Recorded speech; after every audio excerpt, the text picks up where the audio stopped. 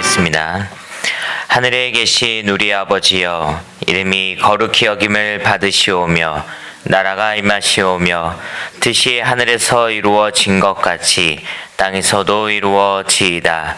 오늘 우리에게 일용할 양식을 주시옵고 우리가 우리에게 죄 지은 자를 사하여 준 것 같이 우리 죄를 사하여 주시옵고 우리를 시험에 들게 하지 마시옵고 다만 악에서 구하시옵소서.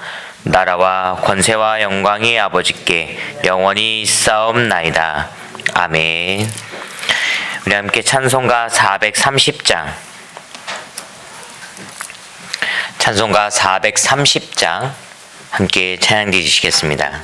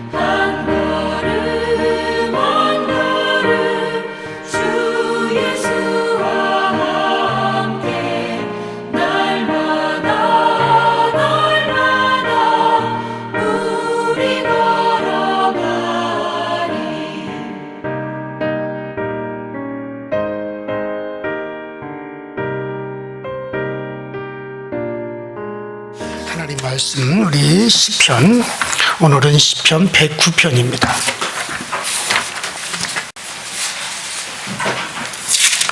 시편 109편 1절부터 4절까지만 봅니다.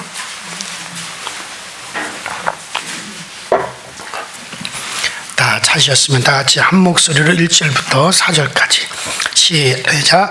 내가 찬양하는 하나님이여, 제 마옵소서.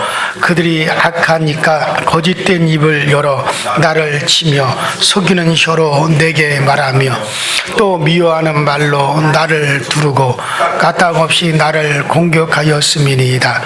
나는 사랑하나 그들은 도리어 나를 대적하니 나는 기도할 뿐이라. 아멘.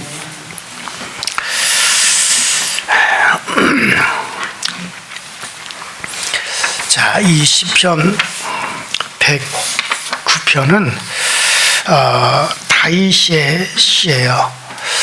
근데 다윗이 어떨 때 이 시를 지었느냐 하면은 자신의 생명, 다윗의 생명을 노리고 끊임없이 다윗을 죽이려고 끊임없이 다윗을 따라다니는 그런 대적자들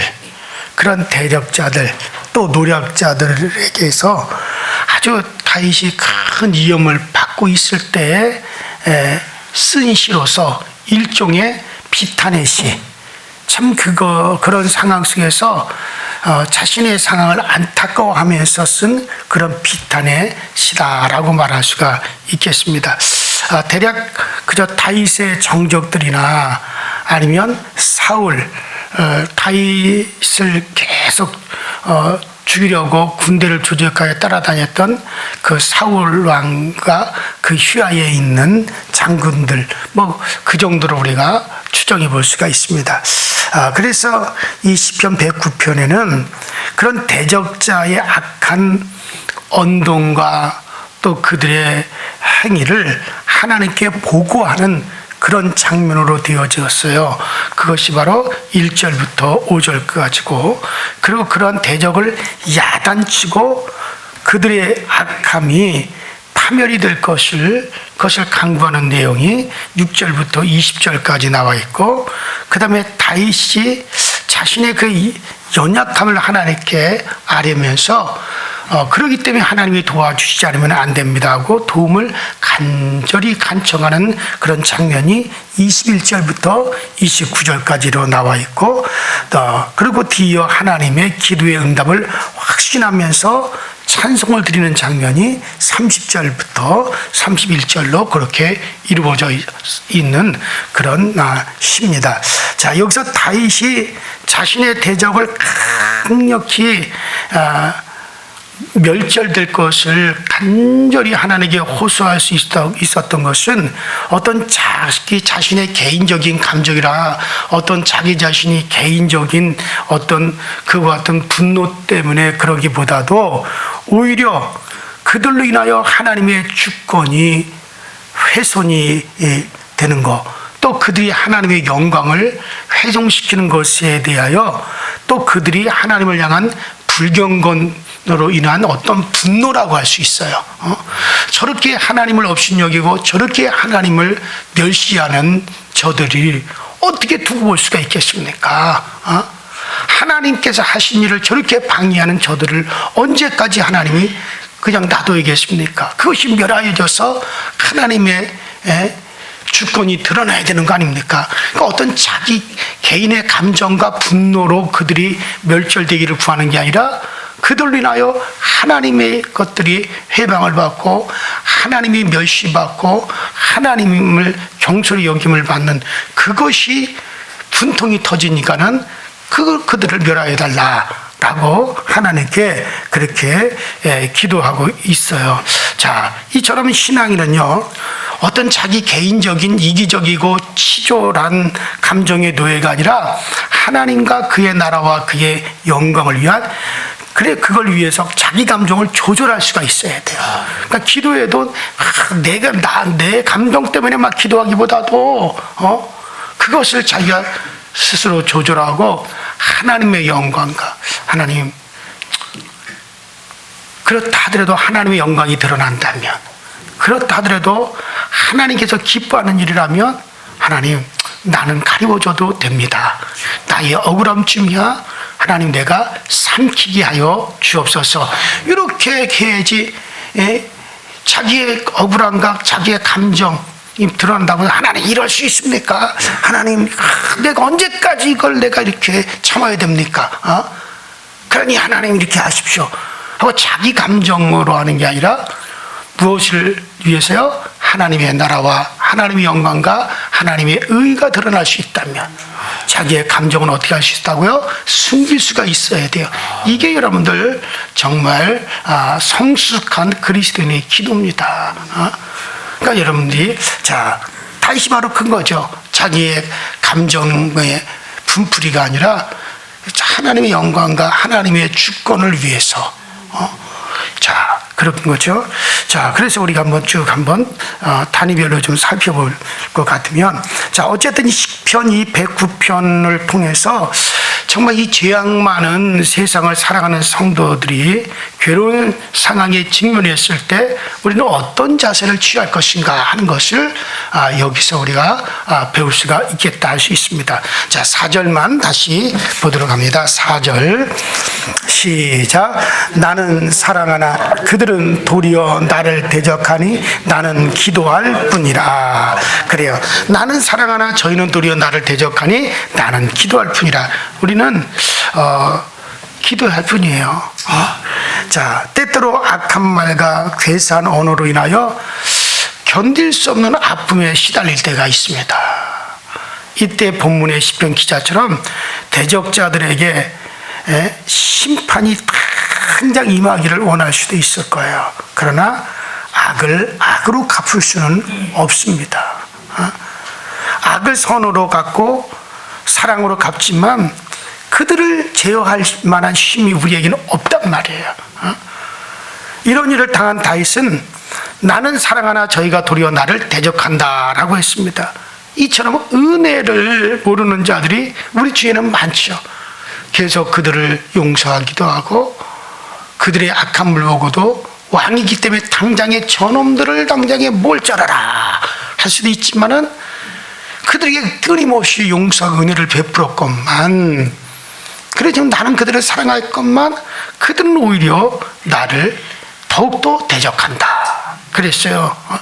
이처럼 은혜를 모르는 사람들이 우리 주위에 많지. 나는 사랑하나 나를 대적하고, 나는 저들을 위해서 참으나 저런 뒤에서 엉뚱한 얘기를 하고 다 돌아다니는 그런 사람들이 참 많이 있죠. 참 이거 하나님이 제일 싫어하는 거예요.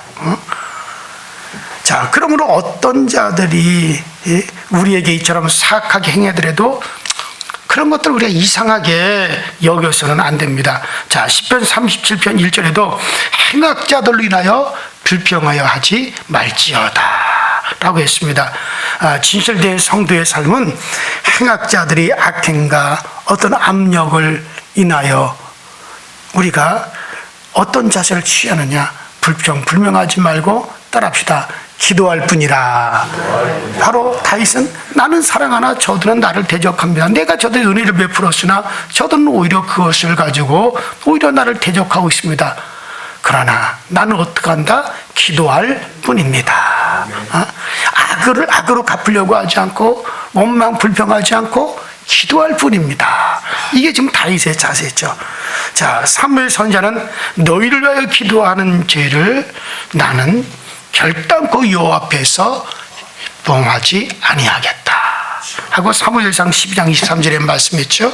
다윗도 그러나 나는 기도할 뿐이다 라고 말합니다. 감사한 것은 우리는 우리의 기도를 항상 들어주시는 하나님이 계시다는 거예요. 그 안에 우리가 함께 하시다는 거예요. 그래서 시편 41편 10절에도 우리의 기도를 항상 들으시는 하나님이 우리와 함께 있음을 감사하고 있죠. 그래요. 성도가 기도하지 않는 것은 하나님의 도움 없이 하나님의 일을 하겠다라고 하는 교만입니다. 자신이 하나님 노릇하려고 하는 죄악입니다. 하나님의 일은 하나님의 능력으로만 올바로 시행할 수가 있어요. 기도의 사람은 정말 하나님께 인정받습니다. 한번 따라합시다. 나는 기도할 뿐이라. 이게 정말 성숙한 사람의 자세예요. 자, 그 다음에 두 번째, 다윗에서 어떤 자세를 볼 수 있느냐?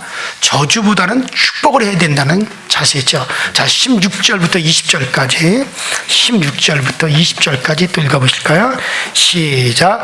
그가 인자를 베풀 일을 생각하지 아니하고 가난하고 궁핍한 자와 마음이 상한 자를 핍박하여 죽이려 하였기 때문이다. 그가 저주하기를 좋아하더니 그것이 자기에게 임하고 축복하기를 기뻐하지 아니하더니 복이 그를 멀리 떠났으며 또 저주하기를 옷 입들 하더니 저주가 물같이 그의 몸속으로 들어가며 기름같이 그의 뼛속으로 들어갔나이다. 저주가 그에게는 입는 옷 같고 항상 뛰는 띠와 같게 하소서. 이는 나의 대적들이 곧 내 영혼을 대적하여 악담하는 자들이 여호와께 보응이다. 아멘. 자, 저주보다는 축복을 해야 된다는 얘기죠. 자, 그렇지 않으면 자신이 저주를 받게 돼요. 자, 성경은 교훈하기를 로마서 10장 19절부터 보면은 내 사랑하는 자들아 너희가 친히 원수를 갚지 말고 진노하심에 맡기라. 기록되었으되 원수 갚는 것이 내게 있으니 내가 갚으리라. 주께서 말씀하시니라. 내 원수가 줄이거든 먹이고 목마르거든 마시우라. 그렇게 함으로 내가 숯불을 그 머리에 쌓아 놓으리라. 악에게 지지 말고 손으로 악을 이기라. 여러분들 그래요. 저들은 고의로 죄를 택하였기 때문에 저주를 받아 마땅하다. 왜냐하면 남을 저주하기를 좋아하더니 자신이 저주를 받고, 자기는 축복만 받기를 기뻐하더니 복이 오히려 저들을 멀리 떠났구나. 또 그들이 저주하기를 옷 입듯이 하더니 저주가 물같이 그들의 내부로 스며들어갔고 기름같이 그 뼈에 들어갔도다. 이렇게 말하고 있어요. 자, 이 말씀을 보면 다윗의 원수가 얼마나 다윗을 많이 저주했나를 알 수가 있죠. 그렇게 극도로 악하면 곧 자기가 도리어 저주를 받게 될 뿐이에요. 내가 남을 갖다가 막 죽일 놈, 괘씸한 놈, 급살해 죽일 놈, 가다가 치어 죽일 놈, 누구를 막 저주를 하잖아요. 그건 물론 그 사람이 저주받을 당연한 사람이라면 그 저주가 그에게 들어갈 수도 있어요. 그런데 그것으로 끝나는 게 아니에요. 또 그럼 내 입에서 나간 저주가 또 내게로도 돌아온단 말이에요. 축복도 내 입에서 나간 축복이 그에게도 가겠지만 이게 또 내게도 돌아오듯이 저주도 마찬가지란 말이에요. 그래서 저주하지 말고 오히려 축복하라. 저주하는 것은 하나님께 맡겨라. 그렇게 얘기하거든. 예를 들어서 내가 누구를 막 저주하잖아요. 그리고 누구를 미워하잖아요. 극도로 막 분노해야 하잖아요. 여러분, 이것들이 우리에게서 막 쌓이고 이것이 내게서 막 이것이 이게 내게서 막 퍼부어져 나가잖아요. 그러면 이게 그냥 단순히 없어지는 게 아닙니다. 제가 늘 얘기하듯이 우리가 계속 번복되는 우리의 상상과 우리의 이런 감성인 이 감정은요, 반복되는 이와 같은 것들은 신명계에서 살펴보면 하나의 염체를 이루어요. 그러니까 내가 막 극도로 막 미움과 분노가 막 폭발했다? 그러면 이것이 그냥 그렇게 하고 없어지는 게 아니라 하나의 염체, 그것이 하나의 형상을 이룬다는 거예요. 신명계에서는. 그래서 하나의 어떤 이것이 칼이 되기도 하고 창이 되기도 하고 으르렁거리는 사자가 되기도 해요. 그런 형성이 된단 말이에요. 눈에 보이진 않지만. 그러면 그것들이 내가 막 분노하는 그들에게 가서 그들도 공격하지만 그들을 공격할 뿐만 아니라 그 어떤 것들이 내 주변에서 또 맴돌아요. 그게 없어지질 않아요. 절대로 없어지지 않습니다. 계속 예를 들어서 내가 막 미움과 분노를 쏟아냈다. 그러면 이게 하나의 염체가 되어 창과 같은 염체가 되어서 내 주변을 빙빙 돌다가 또 그런 상황이 내게 오면 그것이 나를 공격한단 말이에요. 이것이 여러분들, 이게 여러분들 정말 이 영적인 세계, 심령의 세계를 모르는 사람들이 이걸 자꾸 무시하는데, 그렇죠. 이게 어떤 심령의 눈을 떠서 보면 어떤 사람의 주변에는 늘 그런 지저분하고 더러운 짐승 같은 것들이 개걸거리면서 이렇게 그 주변을 맴맴돌고 있어요. 그럼 그 사람이 속에서 음란하고 더러운 것들이 계속 쏟아져 나오기 때문에 그것이 하나의 염체를 이루어서 그 사람 주변을 돌아다니는 거예요. 그러다가 그 사람이 또 그런 행동이 나올 것 같으면 강하게 그것들이 쫙 그에게 공격해 옵니다. 그럼 그 사람은 그쪽으로 계속 빠뜨려 간단 말이에요. 이게 내게 얼마나 해롭다는 걸 알아요. 여러분들이 심령의 눈을 떠서 보면요, 여러분들 주변에 어쩌면 칼과 창 같은 게 빙빙 돌아다닐지도 몰라요. 이게 어디서 나온 거냐? 내 내게서 다 나온 거란 말이에요. 이게 없어지는 게 아니라니까요. 전에는 제가 이렇게 그런 것들을 이렇게 봤단 말이에요. 어떤 사람은 얼굴은 예쁜데 그래 참 옷을 예쁘게 입었어. 그런데 그 밑에는 홀랑 벗고 그러고 다니는 것이 그 주변에 이렇게 있단 말이에요. 자기는 몰라. 그래 자기 그게 어디서 단 데서 온 게 아니란 말이에요. 내게서 다 나와서 쏟아져 나와가지고 그 염초를 입고 내 주변을 지금 그것들이 에워싸고 있는 거예요. 그러니까는 성경은 뭐 너희의 상상의 결과 너희의 말의 결과가 너희의 미래를 그렇게 맞는 것이다. 지금 너희가 저주를 받든지 축복을 받든지 사망이 왔든지 생명이 왔든지 간에 그것은 다 너희의 어떤 생각의 결과니라. 성경은 무수히 우리에게 그런 말씀 많이 해주고 있단 말이에요.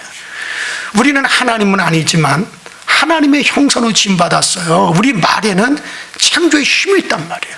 네?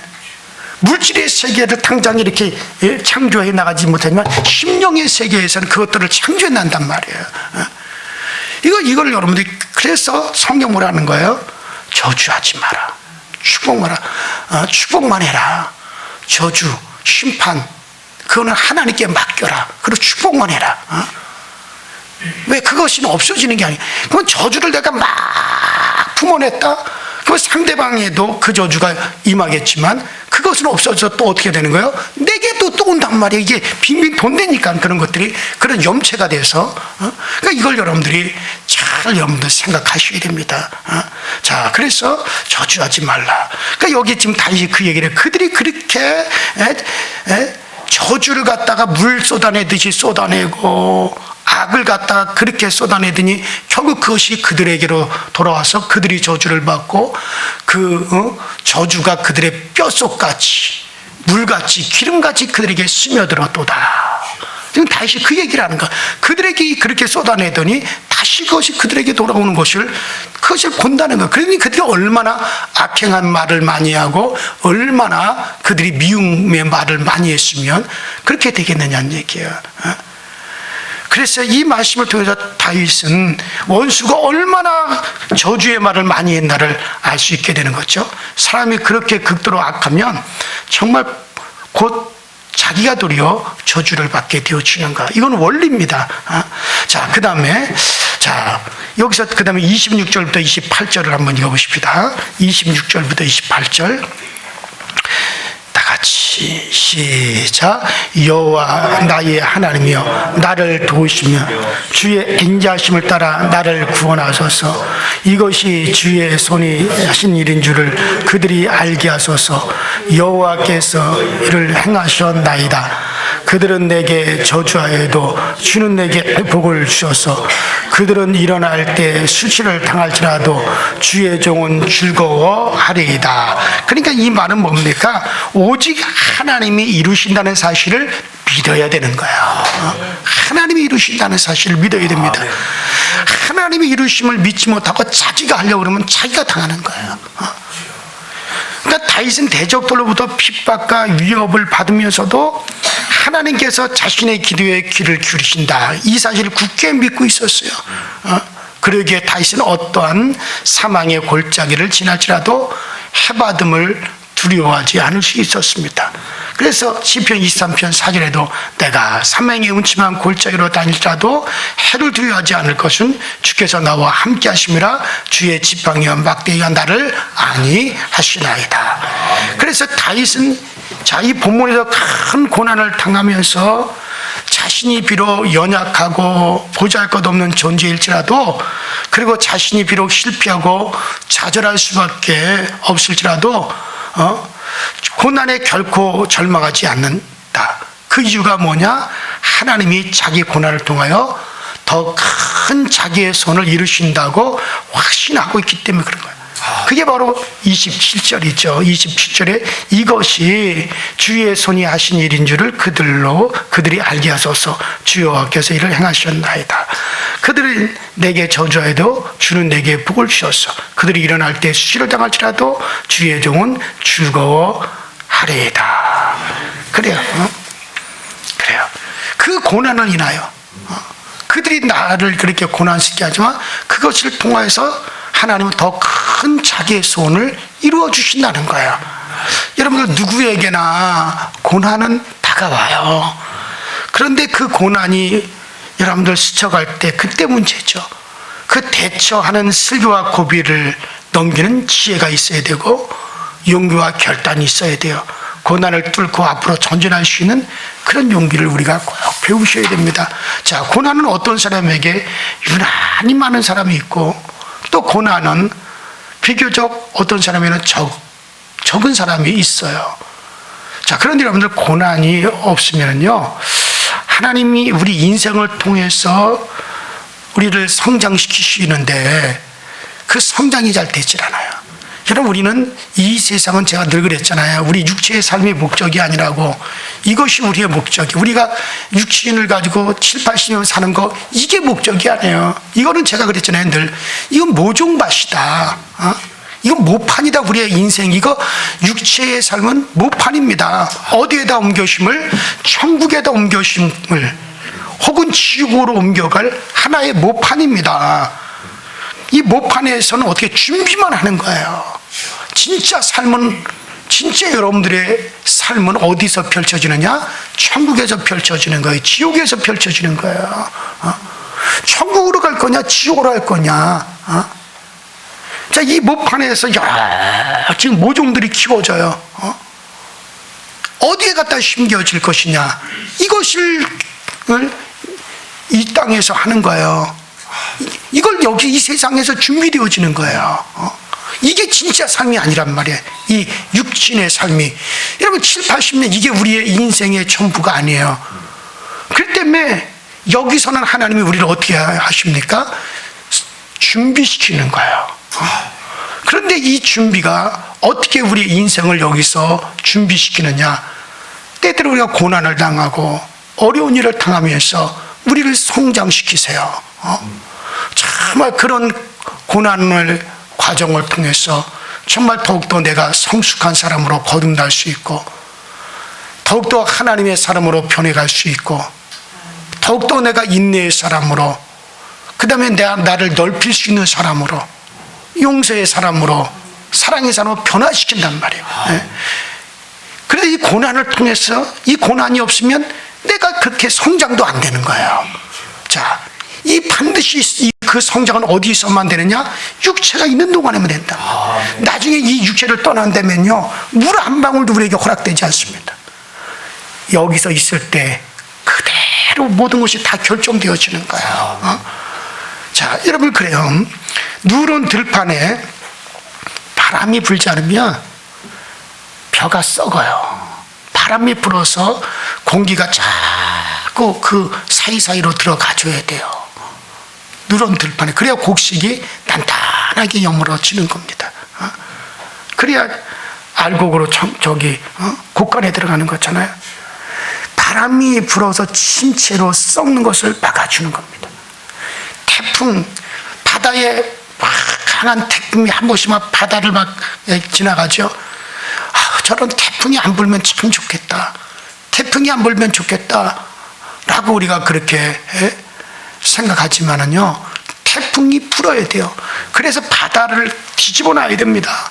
왜냐하면 그런 태풍을 통해서 파도를 통해서 바다가 뒤집어져야만이 저 바다 깊은 속까지 뭐가 전달됩니까? 산소가 전달되는 거예요. 만일에 그 태풍이 불지 않으면요 깊은 바닷속에 있는 생물들이 죽어요. 산소가 들어가지 않기 때문에 깊은 바닷속까지.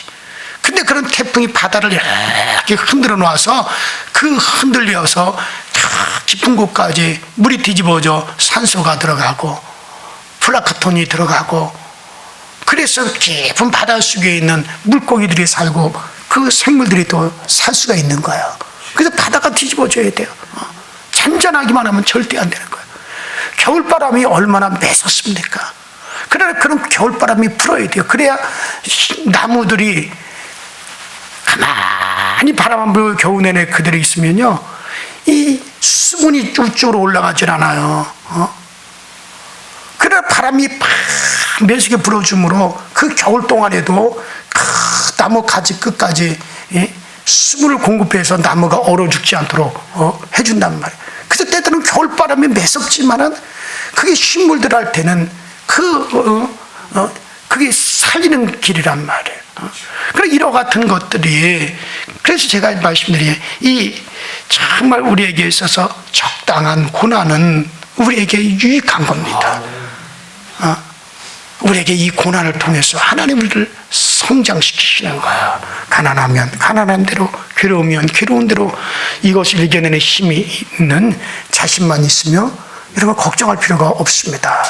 아프리카의 어느 마을 입구에는 그 개울이 있는데 그 개울을 건너오는 사람마다 큰 돌을 머리에 이든지 가슴에 안던지, 그리고 큰 돌을 이고 혹은 안고, 그리고 개울을 건너와 가지고 그것을 한쪽에다 또 다 쌓아둔다는 거예요.